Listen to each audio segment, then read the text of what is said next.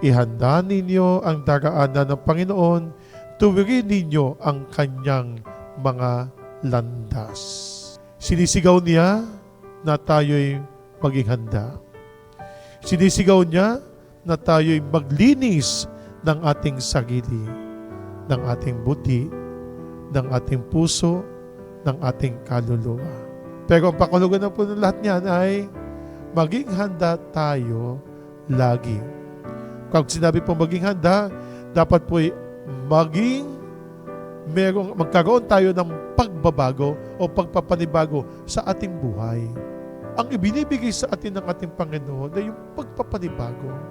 Balikan mo, ang nakalipas at baguhin mo kung ano ba ang mali. At kung tama naman, dagdagan mo pa.